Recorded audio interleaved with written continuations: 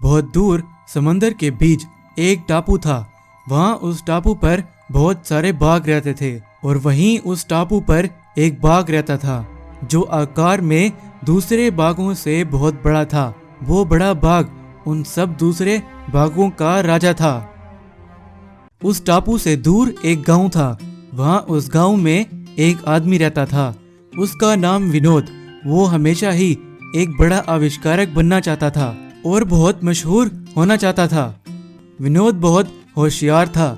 वो हर दिन कुछ ना कुछ नया बनाता रहता। एक दिन विनोद ने एक बुल कार भी बनाई थी। वो ऐसे ही बहुत से नए नए आविष्कार बनाता रहता। एक दिन उस गांव में जुगनू भाई नाम का एक आदमी आया। वो जुगनू भाई एक बहुत ही शातिर ठग था। वो गांव गांव जाकर वहां के लोगों को अलग अलग तरीके से ठगता था। एक दिन विनोद अपने घर में पलंग पर बैठकर कुछ सोच रहा था। मैंने आज तक जितने भी आविष्कार बनाए हैं वो सारे फ्लॉप हुए हैं। अब मुझे कुछ ऐसा बनाना पड़ेगा जिससे मैं बहुत मशहूर हो जाऊं और दुनिया का एक बहुत बड़ा आविष्कारक बन जाऊं। यूं विनोद सोच ही रहा होता है कि वहां उसका एक दोस्त अपना एक डॉग लेकर वहां विनोद के पास आता है। तो उसका दोस्त, विनोद, ये मेरा टॉमी पूरी रात आवाजें निकालता रहता है, सोने तक नहीं देता। मैंने इसको डॉक्टर को भी दिखाया लेकिन डॉक्टर ने कहा टॉमी बिल्कुल ठीक है, तुम कुछ ऐसा बना सकते हो जिससे ये ठीक हो जाए। तो विनोद बोला, ये तो एक जानवर है, अब मैं इसके लिए ऐसा क्या कर सकता हूँ जो ये ठीक हो जाए। ये इंसान तो नहीं है जो बोल के बता दे कि ये ऐसा क्यों करता है। तुम तो एक आविष्कारक हो, क्या तुम कुछ ऐसा बना सकते हो जिससे टॉमी बोलने लगे या हम इसकी बात समझ सकें। हाँ, ये अच्छा आइडिया है। मैं कुछ ऐसा आविष्कार बनाता हूँ जिससे हम जानवरों से बात कर पाएं।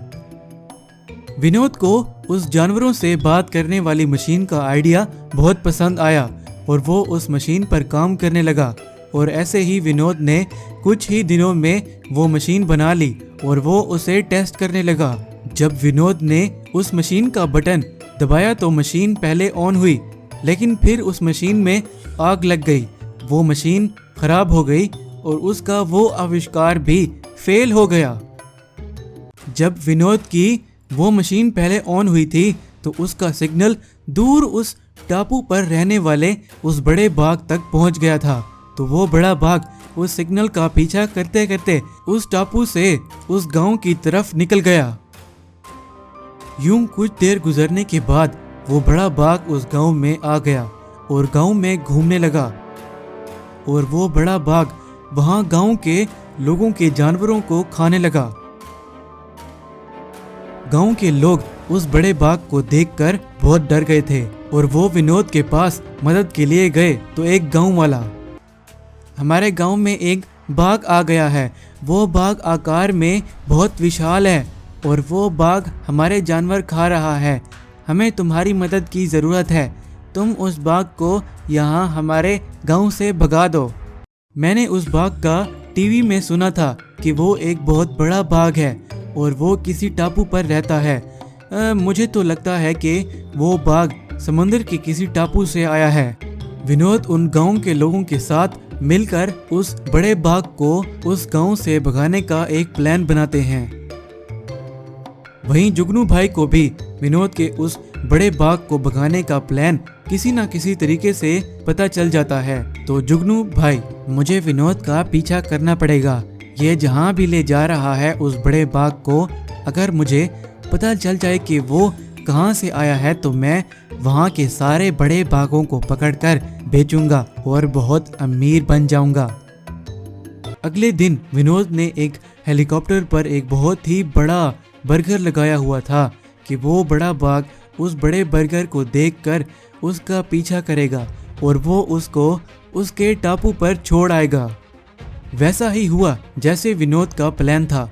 वो बड़ा बाघ उस बड़े बर्गर को देखकर उसका पीछा करने लगा और विनोद हेलीकॉप्टर पर उस बर्गर को लेकर आगे चलता गया और वो बड़ा बाघ भी उसके पीछे पीछे चलता गया। जब विनोद उस बड़े बाघ को ले जा रहा था तो जुगनू भाई भी एक छोटे से खिलौने का बाग में बैठकर उनके पीछे पीछे आ रहा था।